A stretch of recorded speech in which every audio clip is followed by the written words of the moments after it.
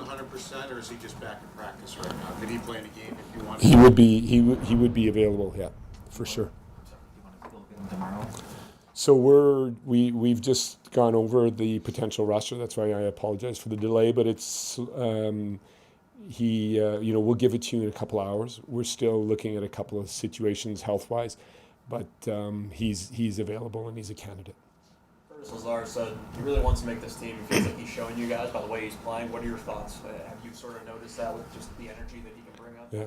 Well, he's one of many that's putting good pressure on the roster evolution, and I think that he, more than anything, is somebody who had a good last couple of days, and we have a healthy competition up front in more ways than one. One is we are healthy, and we'd like to keep that way, touch wood, but the other is that depending on the roles, there are a lot of options, and we're going through all kinds of situations, and players that will possibly not make this final roster will have a chance to come back and show us. So it's not, like I told you already, the players that we do decide not to keep, we're pleased with this group that's out there right now, and we've kept such a big roster because how well everybody's performed in training camp. So we would be, we'd be comfortable with any mix of these 12 forwards starting for us. But it'll all come down to the kind of synergies we're looking for in the lines and the balance that we need between the, some grit and skill, some power play, some penalty kill, and all of that's going to play out in the end, not necessarily the effort of any individual. What specifically have you liked about his game? Sorry. Just that I think that there's a willingness to understand that we will need some physicality out of certain roles, and he's looking to bring that as also remaining a scoring threat. So we'll see how it evolves. Let's talk about your D. Yeah. Casey Nelson's name doesn't come up a lot. What have you seen from him, and what does he bring to the table as far as on defense? Yeah, I think whoever's been playing with him feels calm and confident, and he does play a consistent, simple game that you need a few D to do that all the time, and there's a battle competitiveness there that shows up, especially in the games that we're quite impressed with. What you're describing about what you're looking for out of the forwards, how does a guy like Tage Thompson fit into that profile where he has the offensive abilities, Yeah. but also, as it sets right now, seems to be playing a little bit down in the lineup?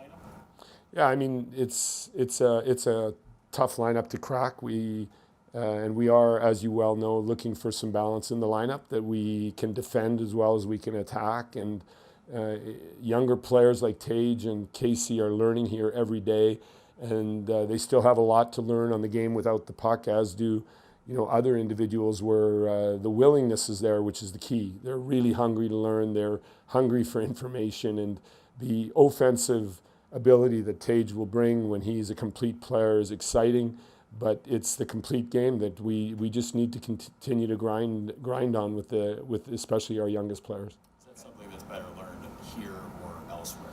You know what? It doesn't matter because Chris Taylor is 100% on board. He's got a strong staff in Rochester. Any players that are here or there are going to get the highest possible level of coaching and skill work post-practice. We've got amazing development guys, so that's not going to change the development of a player.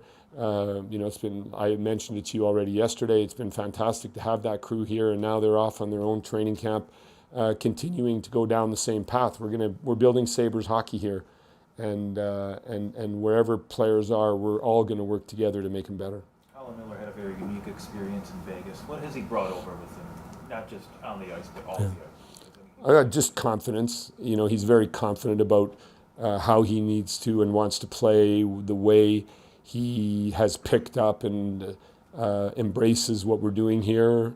There's many principles or concepts that Vegas has that we are implementing here. I've told you before, we're not reinventing the game here. We just have our own package of how we're going to do it. And so for him, I feel that he's comfortable in the way we want to play.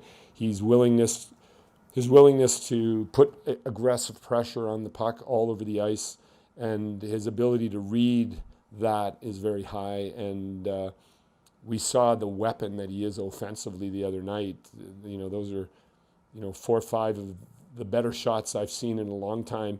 Everyone's a threat. Everyone is dangerous, and the forwards will be excited to to be around the net when he's shooting. So there's a solid defensive game there, but also offensively, he's going to be a exciting player to watch. There's certainly a lot of competition for jobs you're going to see tomorrow. Is that still going to be a point of emphasis in the finale, or are you going to kind of transition to more having your team in the last game? Quite honestly, I think that competition never stops. I mean, anybody who's in this group right now who isn't in our roster on the first night is going to work hard in Rochester to make sure they come back, right? So that competition never ends, and that's one of the things we worked on this summer, and Jason did an excellent job in increasing the depth of our team, not losing any key parts, but adding others who have pushed into the lineup, and that makes for an internal competition that's only good for the group, and I'm excited to keep that competition alive as long as I'm here. Ralph, will this cut to 23 be more difficult than you thought it would be? If so, is that a good sign? You know what, in the end, I always think it's not difficult because we're really clear on our points of measurement and evaluation. So when we make that decision, we'll be confident it's the right decision for now, and then we will evaluate every day. Right through the season. But I don't think it's going to be difficult because of how we've been communicating, and it's been outstanding working with Jason and just keeping that conversation alive. All our coaches are involved, and we look at it for hours every day, and I believe the last picture will be really, really clear for us who's going to be the best group to take us into the first game in Pittsburgh.